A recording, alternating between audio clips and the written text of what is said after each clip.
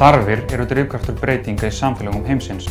Maðurinn hefur líkamlegar þarfir, þörf fyrir öryggi og viðurkenningu, en einnig þörf fyrir þekkingu, sjálfstæði og sköpun. Með aukinni hnattvæðingu og nýtingu óafturkræfra hráefna verða samfélög sífellt háðari hvert öðru.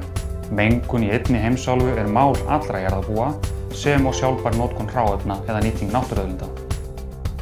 Geta okkar til lausna á stórum og aðkallandi áskorunum er háð þekkingu samfélagsins og innviðum þess, leiðandi öflum í stjórnun fyrirtækja og stofnana, starfsháttum í stjórnsýslu og vilja stjórnmálamanna. Það er löngu orðið þekkt að leiðtogar í viðskiptum hafi ekki síst horft til samborgara sinna, velferðar þeirra og lífsgæða við innleiðingu nýjungu á markaði eða í vinnuumhverfi fyrirtækja sinna. Þar hefur hagnaður oft þurft að víkja fyrir þeirri hugmynd fyrirtækjanna að láta gott af sér leiða. Samfélagsleg nýsköpun er af þessum toga. Mikilvægi samfélagslegrar nýsköpunar er ekki síst til komin vegna nýrra áskorana á sviði umhverfismála, náttúruverndar, heilbrigðismála og jafnræðis, svo fátt eitt sé nefnt. Samfélagsleg nýsköpun nær til allra sviða samfélagsins. Tökum nokkuð dæmi. Hönnun. Einn af grundvallarþáttum í hönnun í dag er fullnýting og endurnýting vara og hráefna. Tækni. Með framþróun í til dæmis ör- og upplýsingatækni skapast veruleg tækifæri til þróunar á snjöllum lausnum sem auka lífsgæði samfélagsins. Frumkvöðlar. Sprottin eru upp hugtök eins og samfélagslegir frumkvöðlar og fyrirtæki sem hafa það meginmarkmiði að vinna að samfélagslegum lausnum þar sem hagnaðarmarkmiðið til staðar en í öðru sæti. Stjórnun. Nýjungar á sviði stjórnunar hafa gjörbreytt fyrirtækjarekstri undanfarin ár.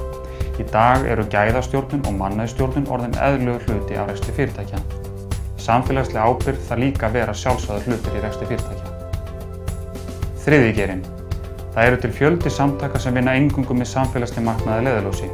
Samfélagið í heild nýtur góðs af starfi þessara stofnana og samtaka.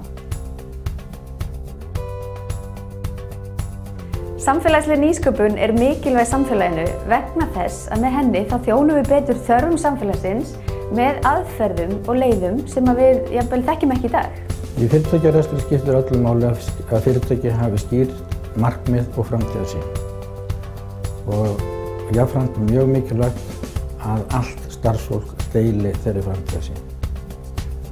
Ef fyrirtæki miðar að því að gera heiminn á einhvern hátt betri en hann hefur verið, að þá er líklegt að fyrirtæki getur náð enn betri árangur. Mér finnst samfélagsleg nýsköpun mikilvæg að því hún gefur einstaklingum tækifæri til að hafa áhrif á samfélag sitt og þroska það betur. Hver og einn einstaklingur getur tekið af skarið og ætti að hafa jákvæð áhrif á sitt umhverfi. Í hinu hraða samfélagi nútímans, þar sem tæknindur gerðdagsins er oftar en ekki úrelt í dag, er það sérlega mikilvægt að menn láti ekki sitt eftir líka í samfélagslegri nýsköpun og tryggir þannig hagsæld þeirra sem byggja landi hverju sinni. Samfélagsleg nýsköpun gengur út á það að hrinda hugmyndum og áformum í framkvæmd sem uppfylla samfélagslegar þarfir af ýmsu tagi. Þarfir sem leiða til velfarnaðar og bættra lífskjara í samfélaginu. Samfélagsleg nýsköpun skiptir máli. Því þó hann sé stór, þá er hann samt óskaplega lítill og brothættur þessi heimur sem við byggjum.